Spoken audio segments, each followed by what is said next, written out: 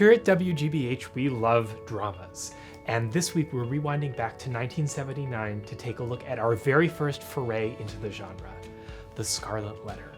Written by Nathaniel Hawthorne, this classic is like many of the ones we show on Masterpiece today, but with a very New England twist. Welcome to WGBH's The Rewind, where each week we explore the public media archives where history is preserved, online and in the vault.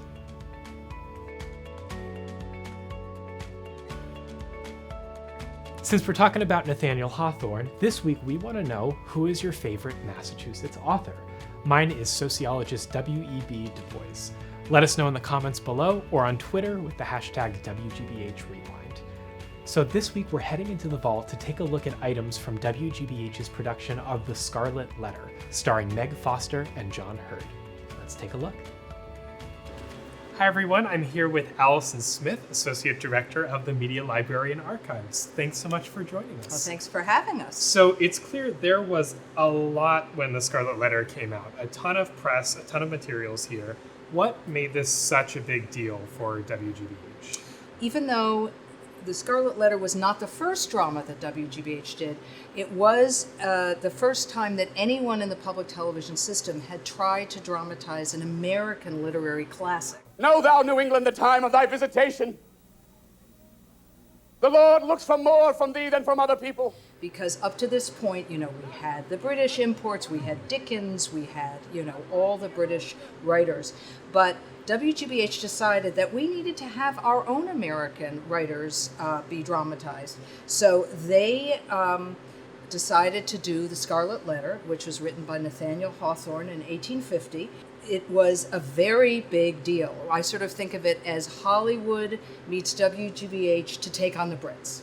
It was a first in a number of ways. First of all, it aired every night for 4 nights, which had never been done before.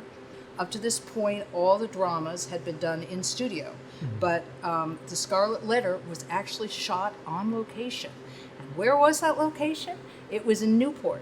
It was at Fort Adams, where the Newport Folk Festival and the Newport Jazz Festival is held.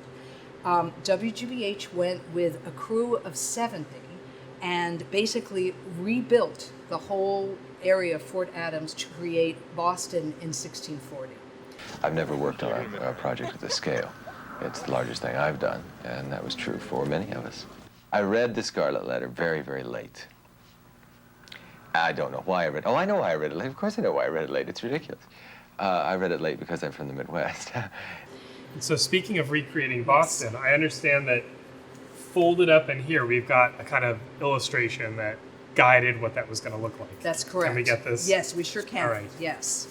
This is, at this point, this is 40 years old, so it is a little bit washed out, but that is what the set designer's vision of what Boston in 1640 would look like, and they went about recreating this.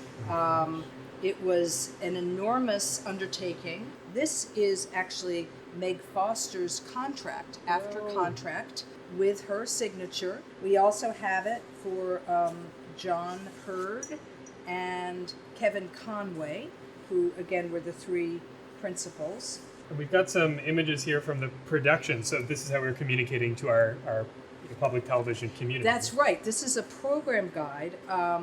There was a program guide that went out actually a year before the production aired, and it described the amazing process of shooting in Fort Adams and the numerous,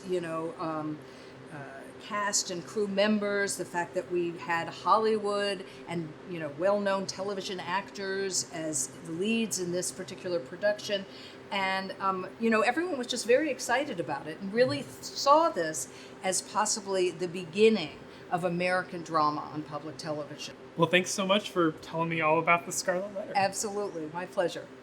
If you're a fan of dramas, you're in luck. Just head to WGBH.org to check out a collection of our favorites on WGBH Passport.